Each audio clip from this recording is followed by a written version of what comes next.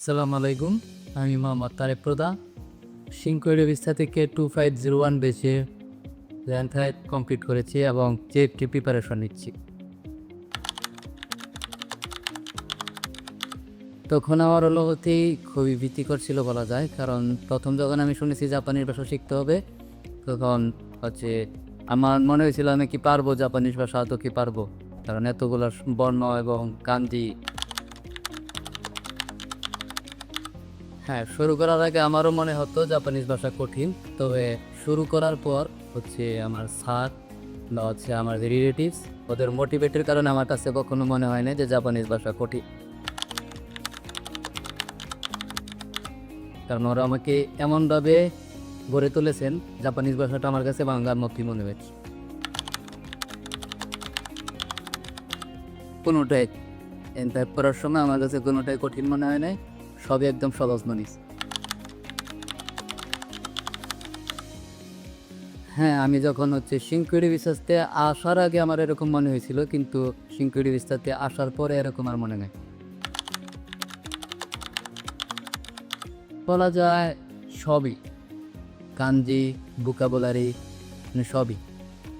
তবে গ্রামারটা একটু ব্যতিক্রম লাগছে। গ্রামারটা এটা আমার ছোটোবেলা থেকে গ্রামার হতে একটু দুর্বল, গ্রামারটা একটু ব্যতিক্রম আছে।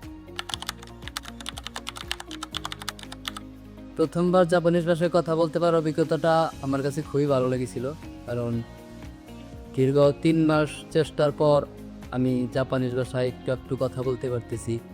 যেমন ছোটো বাচ্চারা হাঁটার পর তাদের আব্বু আম্মু যেরকম খুশি হয়, আমার কাছে ঠিক তেরকমই মনে হচ্ছিল যে আমি আস্তে আস্তে জাপানি ভাষা বলতে শিখতেছি। তেমন কিছু না, জাস্ট মনে হচ্ছে যে আমিও মনে হয় পারবো, যে সামনে আগায় যাই। N5 শেষ করছি, এখন N4 শেষ করবো, জেএফটি শেষ করবো। আমার কাছে এখন মনে হচ্ছে যে আমিও বাপ।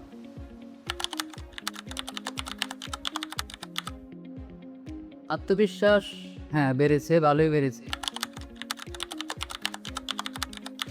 পড়াশোনার সময় ক্লাস টিচার বা ক্লাস এনভায়রনমেন্ট বলা যায়। ক্লাস টিচার যদি না থাকতেন, মানে যিনি আমাকে শিখিয়েছেন জাপানিজ ভাষা, ওনার মাধ্যমে এতটুকু আসলো আজকে। উনি যদি না থাকতেন তাহলে হয়তো বা সম্ভব হইতো না আমার তার এতটুকু হওয়া। তাদের জন্য আমি বলবো যে জাপানিজ ভাষা শেখাটা আহামরি তেমন কিছু না। সব থেকে স্মরণীয় মুহূর্ত এটা যখন আমরা N5-এ মক টেস্ট দিই, তখন আমার যে সহপাঠী লিসেনিংয়ের একটা মক টেস্টের মধ্যে অপশন আছে মাত্র 3টা।